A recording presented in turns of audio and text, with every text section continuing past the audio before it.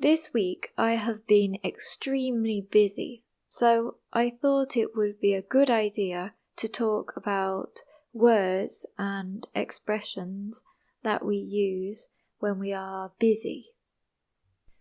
This week I have been buried in work. Being buried in work means that you have a lot of work and tasks to complete. I have had back-to-back meetings.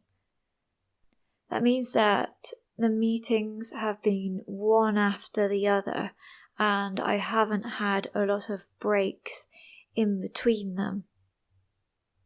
It feels like I have had a lot of meetings, and it doesn't help when they are back-to-back because it makes the day seem a lot longer. When you have a little break, you can relax, but when there are so many meetings and you have a lot of work to do, you feel under pressure. Feeling under pressure means that you feel stressed because you need to complete a lot of tasks within a limited time. I normally feel stressed when I have a lot of deadlines, so I need to complete my tasks before a certain date. Sometimes it is difficult to finish your tasks in time if you have a jam-packed schedule or schedule. A jam-packed schedule is a schedule that is full and you don't have any free time. We can use the expression jam-packed to talk about other things as well, not only schedules and work.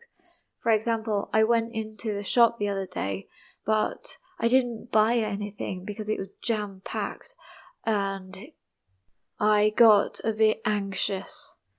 So I had to leave the shop before I bought anything. When you are so busy, it feels like you have no time to breathe.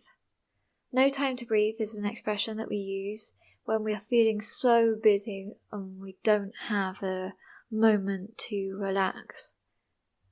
I normally feel like there's no time to breathe on Mondays because I have a lot of work at the beginning of the week. When you are working in an office, it feels like you're on the go all the time. If you're on the go, it means that you're constantly moving around or working and never having a break. You're always on the go because you're attending meetings, sending emails, helping your colleagues. It's just non-stop. If something is non-stop, it means that it's continuous without any rest. I read an article on the BBC website the other day, even though it was published about 2 years ago, which was quite interesting to read because it was talking about hustle culture. Hustle culture is basically the culture that we have created to push and work harder to get ahead, work long hours, even if it means that we don't pay so much attention to self-care or our mental and physical health. I will link this article in the description box because it's quite interesting to read and there are a lot of words that you might learn. It talked about what hustle culture is and where it came from. It basically promotes the idea that you can always do more to make more money, to get a promotion, to become more successful, and people feel like they need to do as much as they can to become successful, and it gets to a point where they stop taking care of themselves. they work too many hours, they don't spend enough time with friends and family, and they don't focus on their mental health, which can be affected.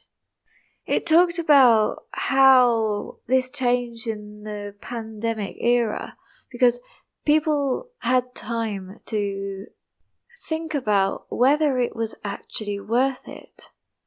And they started to reprioritize what they wanted out of life and how much they actually wanted to dedicate to their work. So how much time, how much energy, how much effort. And they started to think about their personal lives and their hobbies more and tried to find the perfect work-life balance. It also said that the hustle is glorified, so that means that people make videos and books about it, showing that it's the perfect way to become successful, earn more money, get a promotion, etc. I'm sure that you have all seen YouTube videos or people trying to sell you their books about this topic, like how to be productive, how to have these amazing habits that will transform your life. So after the pandemic, people started to devote more time to things that they do outside of work and are prioritizing community, family and friends over their work and pay.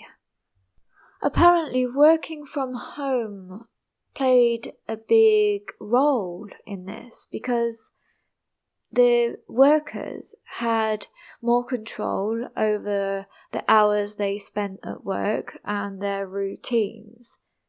Because sometimes if you go to work, like you go to the office, then in the end you spend 1 extra hour there, or it takes you an hour to drive to work and an hour to get home. Whereas at home, you are more in control of the amount of hours that you are spending on work, and you have a lot more free time. So people started to question whether spending so many hours at work, especially overtime, which are extra hours that you do at work, and may not be paid. So take a look at this article and let me know what you think. It's quite difficult. I would say that the level is C1, but it might be good for you to look at the words that it uses and to write some of them down to learn them. Let me know in the comment section whether your routines and your attitudes towards work have changed since the pandemic. I would be very interested to know your opinions on this topic. If you have enjoyed this video, please give it a thumbs up and subscribe. Thank you, and I'll see you in the next video.